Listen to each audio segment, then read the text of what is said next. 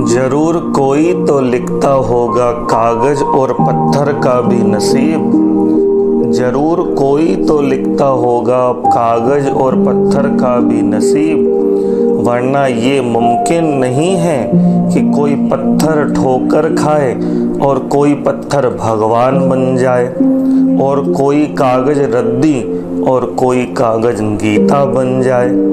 इसीलिए हम किसी न किसी की मुस्कुराहट का सबब बने, किसी के जीवन में मुस्कुराहट लाएं, और यही बात हमें अपने जीवन में आगे बढ़ाएगी। शाम हो चली थी, लगभग 6:30 बजे थे। एक व्यक्ति जो हमेशा की तरह वही होटल और वही किनारे वाली टेबल और वहीं पर चाय और सिगरेट के कश लेकर चाय की चुस्की ले रहा था, क्योंकि आदत उसकी बन चुकी थी। उतने में ही सामने वाली टेबल पर एक आदमी अपनी 9-10 साल की लड़की को लेकर बैठ गया।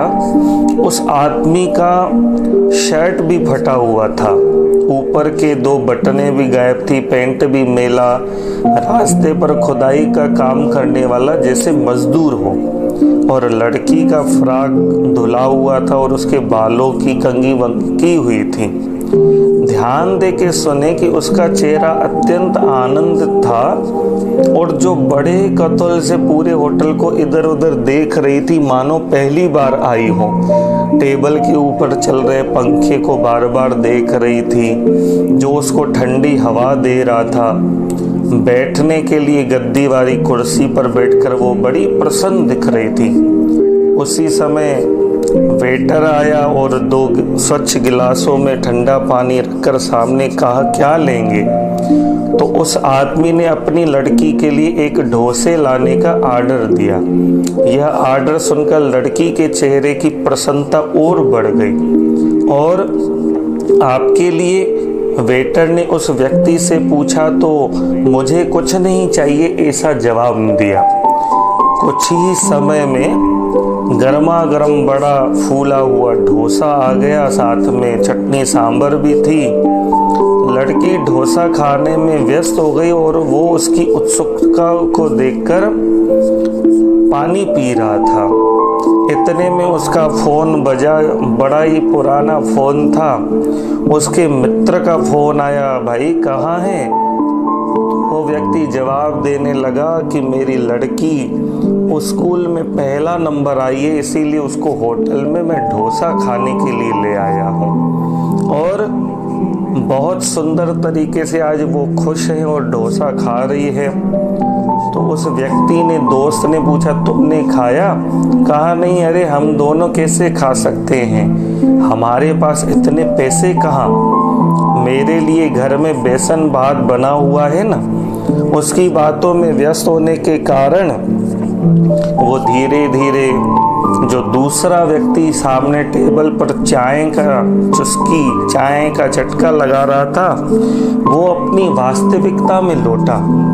अरे कैसा पिता है, कोई कैसा भी हो, अमीर या गरीब, पर अपनी बेटी के चेहरे पर, अपने बच्चों के चेहरे पर मुस्कान लाने के लिए वो कुछ भी कर सकता है।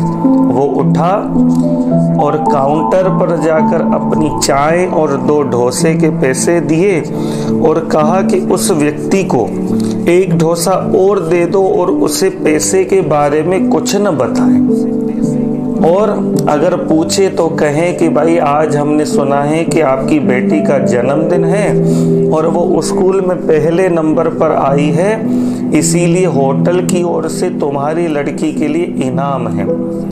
और उससे कहना कि और भी अच्छी पढ़ाई करे, परंतु भूल कर भी मुक्त शब्द का उपयोग मत करना, उस पिता के स्वाभिमान को चोट पहुंचेगी। होटल मैनेजर मुस्कुराया और बोला कि यह बिटिया और उस पिता और उसके पिता आज हमारे मेहमान हैं। आपका बहुत बहुत आभार, आपने हमें इस बात से अवगत कराया। अब उसकी अवभगत का जिम्मा सारा हमारा है। अब यह पुण्य कार्य और अन्य जरूरतमंद के लिए कीजिएगा आपने बहुत अच्छी बात की। वेटर ने एक और डोसा उसकी टेबल पर रखा और बाहर से वो व्यक्ति देख रहा था। उस लड़की का पिता हड़बड़ा गया और बोला, भाई मैंने एक ही डोसा बोला था। तब मैनेजर ने कहा, अरे आपकी लड़की स्कूल में पहले नंबर पर आई है, इसीलिए इनाम में आज होटल की ओर से आप दोनों को डोसा दिया जा रहा है। उस पिता की आंखें भर आई और उसने अपनी लड़की को देखा। देखो बेटा, ऐसी पढ़ाई करोगे तो देख क्या क्या तुझे मिलेगा। उस पिता ने वेटर को कहा कि क्या मुझे ये डोसा भानकर मिल सकता है? यदि मैं इसे घर ले गया और मेरी पत्नी दोनों आधा आधा मिलकर खा लेंगे। उसे ऐसा खाने को नहीं मिलता। अरे मैनेजर ने कहा, नहीं नहीं श्रीमान, आप अपना दूसरा यहीं पर थोड़ा खाइए। आपके लिए मैंने 3 डोसे और मिठाइयों का एक पैक अलग से बनवाया है। आज आप घर जाकर अपनी बिटिया का बर्थडे बड़ी धूमधाम से मनाइएगा और मिठाइयाँ इतनी हैं कि आप पूरे मोहल्ले में बांट सकते हैं। यह सुनकर मेरी आंखें खुशी से भर आई।